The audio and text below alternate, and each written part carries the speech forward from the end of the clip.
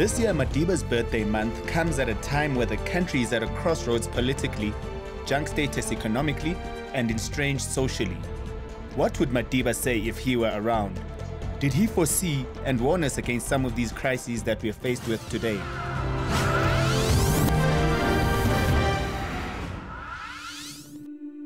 Every July, Mzansi celebrates not only Mandela's birthday, but also Mandela Month.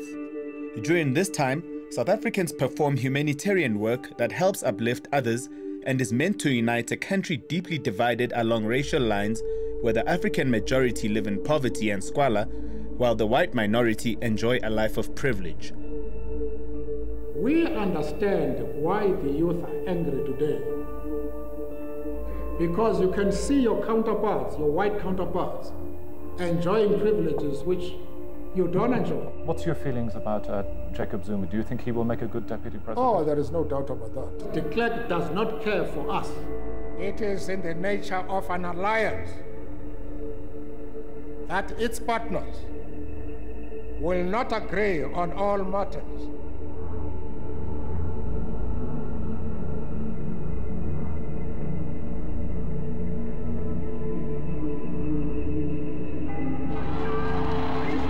Nelson Mandela is known across the globe as a unifying figure of the South African nation. He symbolizes peace and hope for our country. Both black and white people hold him in high regard as someone who's held our country together when it seemed we were on the verge of civil strife. We are now on the verge of running our own country. It is no longer sufficient for us to have just slogans. What is important now is that we should prepare ourselves to govern. When Madiba came into power, he not only had to entrench social cohesion, but had to appease the disenfranchised majority of the country too. We are having serious problems. We have an unacceptable high rate of unemployment. 48% of our economically active population are without jobs. Of the school leavers for 1993, only 3% could find jobs in the formal sector.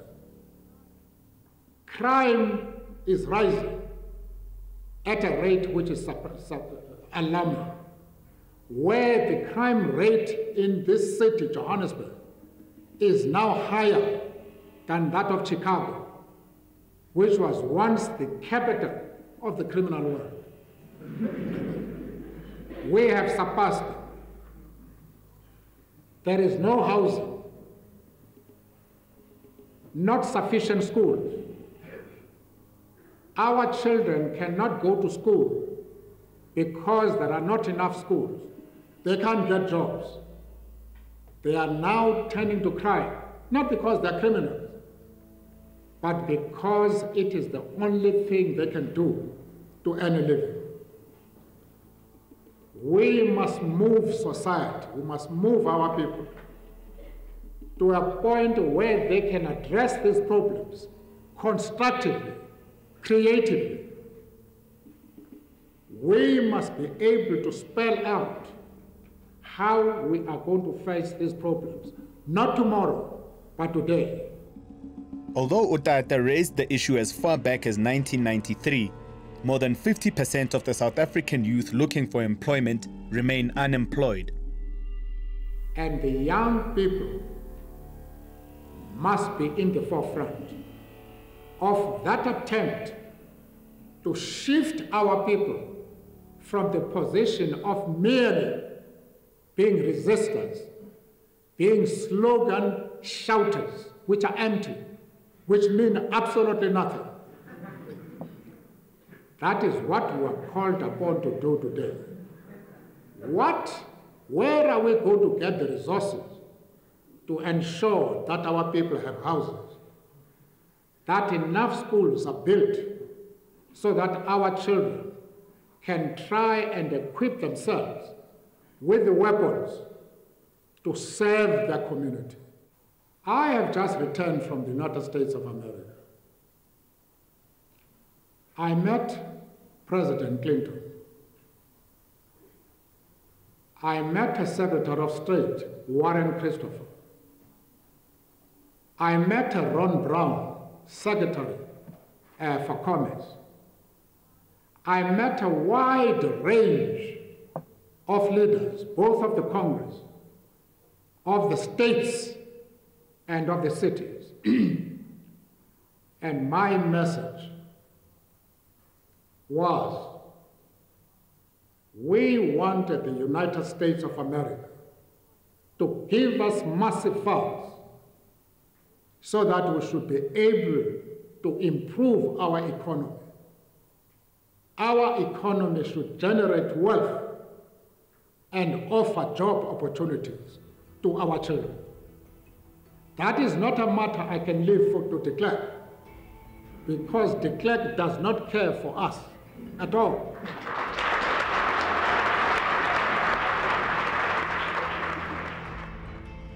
Fast forward to 24 years later, it's evident that very little has changed. We understand why the youth are angry today. Because you can see your counterparts, your white counterparts, enjoying privileges which you don't enjoy. You are denied opportunities for development. And that anger is understandable.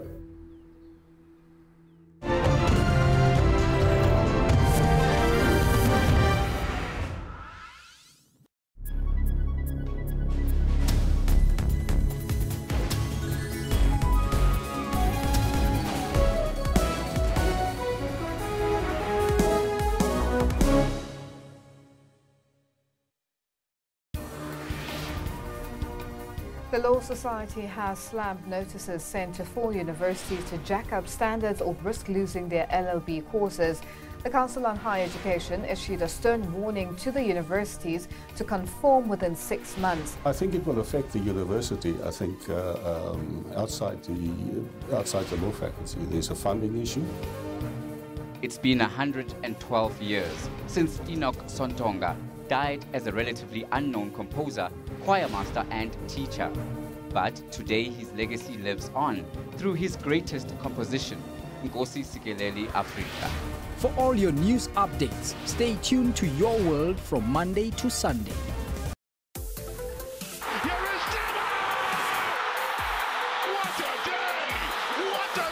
Through he goes, he's still going, he pops it up, he says to Peterson. Easy as that. What a response it is from the Cheetahs. Brilliant score. Imran Tahir produced a superb performance with the ball. The Proteas leg spinner put his side in the driving seat, scalping 3 wickets for just 18 runs. Gifton Gope is flying toward third, and he is there with a triple, his first in the big leagues. It is a Ferrari front row lockout, unless Hamilton can get on pole, and he can't. Ferrari, for the first time since France in 2008, have locked out the front row. For all your sports news, keep it locked to Sports Live every Saturday and Sunday from 20:30.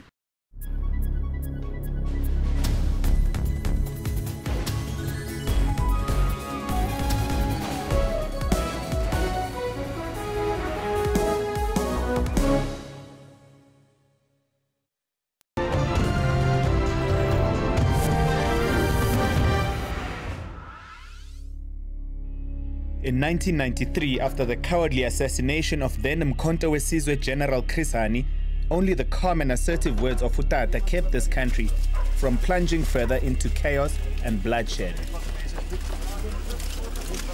I'm reaching out to every single South African, black and white, from the very depths of my being. A white man full of prejudice and hate, came to our country and committed a deed so foul that our whole nation now teeters on the brink of disaster. The cold-blooded murder of Chris Hani has sent shock waves throughout the country and the world. Our grief and anger is tearing us apart. What has happened is a national tragedy that has touched millions of people across the political and color divide. Our shared grief and legitimate anger will find expression in nationwide commemorations that coincide with the funeral service. The African National Congress, under the leadership of Utata Madiba, had just recently been unbanned and was preparing to contest elections as a legitimate political party. Their popularity was at an all-time high. However, Madiba had to keep his party focused on the ultimate prize.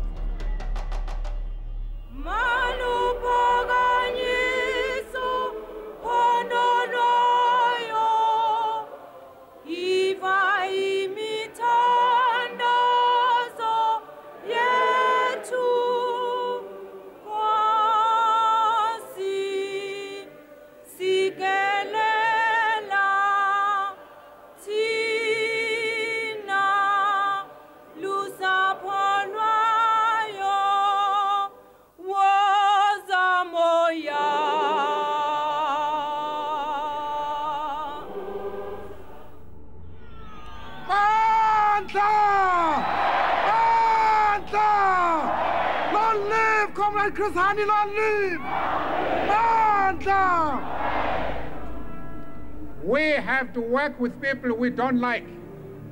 I don't like the National Party, but I am prepared to work with de Klerk in order to build a new South Africa.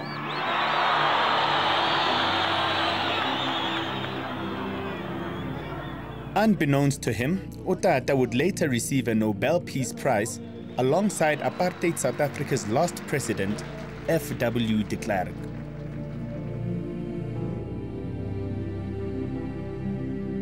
Media often depict Madiba as a ceremonial president. However, he played a large role in the strengthening of democratic institutions in our country. We have taken precautions to ensure that that Bill of Rights is not just a piece of paper which can be torn up at any time. We have set up structures to ensure that it is a living document.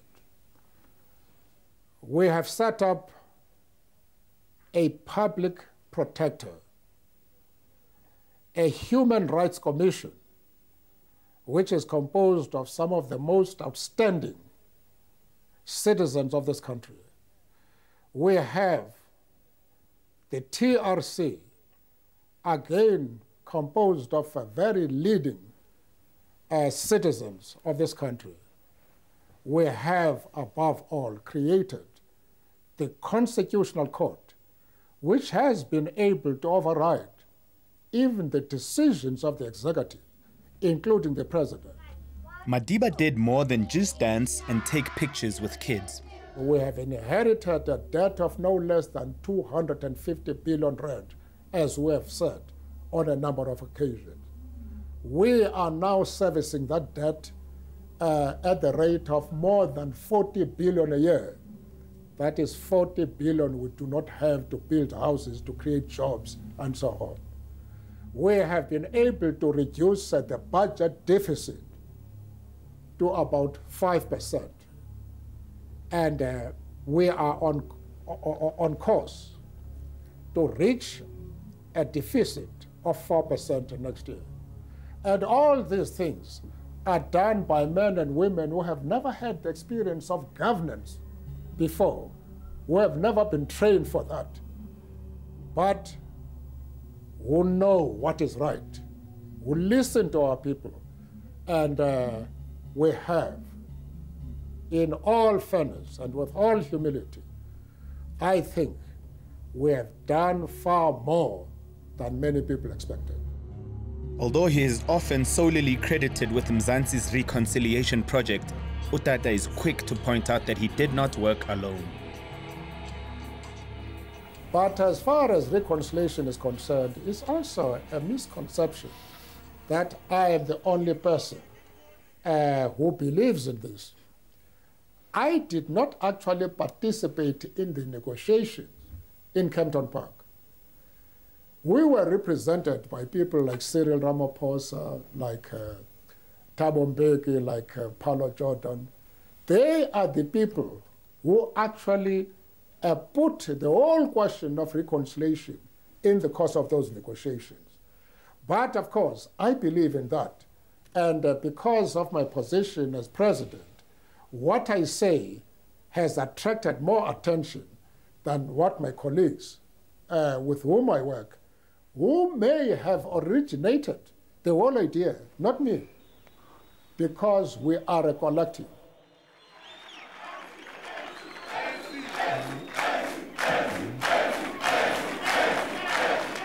At a COSATU Congress in 1993, Utata, although without using the phrase, seems to sound warning shots to delegates about state capture.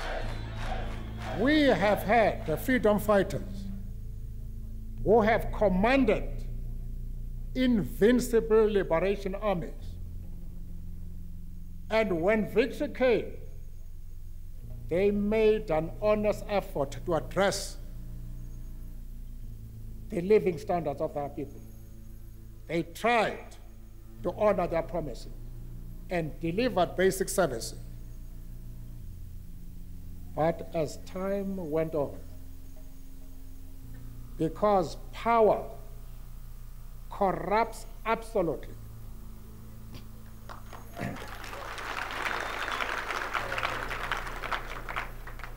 they started associating with very influential forces, not so progressive. And they make that association very fruitful to you as somebody who is produced by a poor society. And as time went on, those the same freedom fighters who have become international households, they started to drift away, to say we are not responsible to political organizations. We are the government. We decide policy, not COSATU, not the South African Communist Party, and not intellectuals in this country. We decide. That it has been a danger in many famous liberation movements. There is no reason why South Africa should be immune to that weakness. The only way of keeping the government on track is that cabinet ministers must go to grassroots, listen.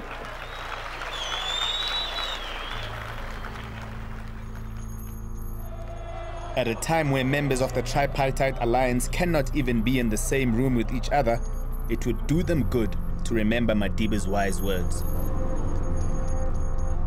On the policies and measures that will promote our shared goals. It is in the nature of an alliance that its partners will not agree on all matters that fall within the broad vision that binds them. What is important is the readiness to discuss disagreements when they do arise, and the shared commitment to find solutions. Madiba also used his sense of humor to broach serious issues. I hope my comrade and son here, Zwelinzima Vavi, is not going to have a heart attack. When I remind him of what I said in one of our summits, if I was not amongst security guards, I think he would have choked me to death on that occasion.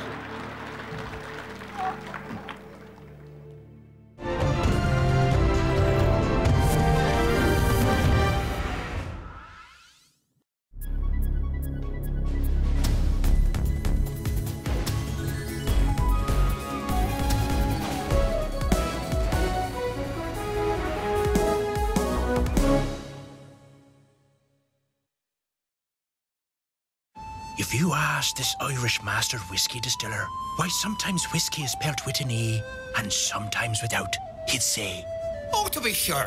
You feel so good, look. It's the whole thing. They're back and get off in the whiskey without the E." Yeah, didn't catch that. But if you asked us the difference, we'd tell you that every whiskey from around the world is spelled without the E, except for Irish and American whiskies. Get a 750ml bottle of Jameson Irish whiskey for only $269.99 from Tops at Spar. It is 6 p.m. Central African Time, broadcasting live from Johannesburg. This is Primetime News. South Africa said farewell to one of the Rivonia trialists, Uncle Kathy, a fearless stalwart. With this man who was so engaged, so busy, so witty, so funny, so wise, and so incredibly principled. Joseph Shabalala has been honored for his contribution to the South African music industry. A statue in his honor was unveiled during an annual gala dinner in Ladysmith. The shot of the day, however, belonged to American Daniel Berger, who chipped in for an eagle on the par 4 fifth hole. For all your news updates, stay on Primetime News every Saturday and Sunday from 6 p.m. The Law Society has slammed notices sent to 4 universities to jack up standards or risk losing their LLB courses. The Council on Higher Education issued a stern warning to the universities to conform within 6 months. I think it will affect the university. I think outside the law faculty, there's a funding issue. It's been 112 years since Enoch Sontonga died as a relatively unknown composer, choirmaster and teacher. But today his legacy lives on through his greatest composition, Nkosi Sikeleli Afrika. For all your news updates, stay tuned to Your World from Monday to Sunday.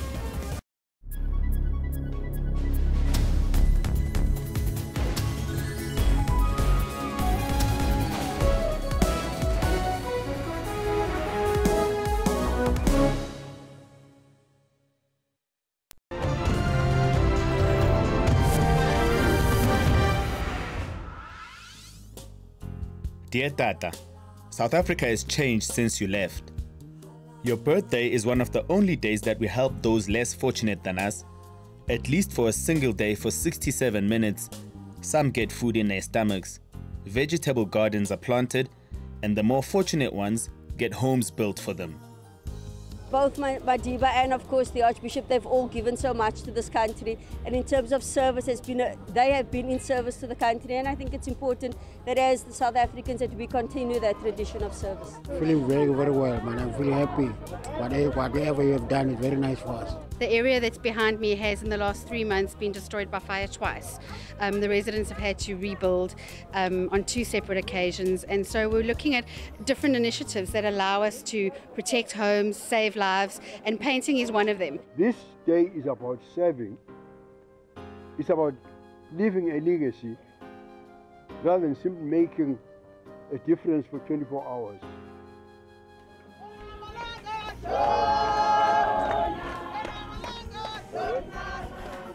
Tata, since you've left, things have become funny and sometimes totally unbelievable.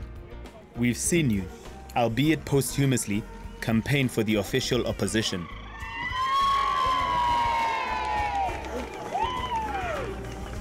We are here to honor Madiba's dream, and what we are saying is 8 years.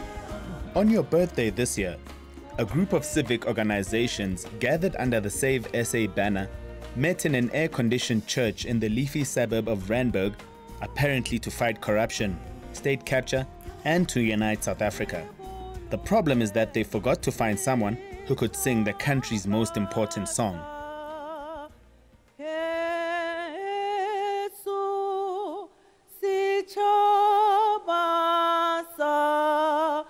South Africa. Probably, worst of all, it seems that the country has lost its self-determination. If newspaper reports are anything to go by, our country is being run from Dubai and a Shebeen in Saxon World, and no longer from the Union buildings. Perhaps then I could ask you about the role of Deputy President Jacob Zuma is someone that many people in the party are happy with for that role as Deputy President of the ANC. What's your feelings about Jacob Zuma? Do you think he will make a good Deputy President? Oh, there is no doubt about that. He is our national chairman, and you must see him in action in that capacity, presiding over the meetings of the National Executive of the ANC. He is absolutely outstanding. Fellow South Africans, I've decided to make changes to the National Executive in order to improve efficiency and effectiveness. The new members are the following. Minister of Energy is Kensani Kubai. Minister of Transport, Mr. Joe Maswanganyi. Minister of Finance, Mr. Malusi Gigaba. People start talking about ukuthi cha irandi lizowa beliphansi aliwe sizolixosha.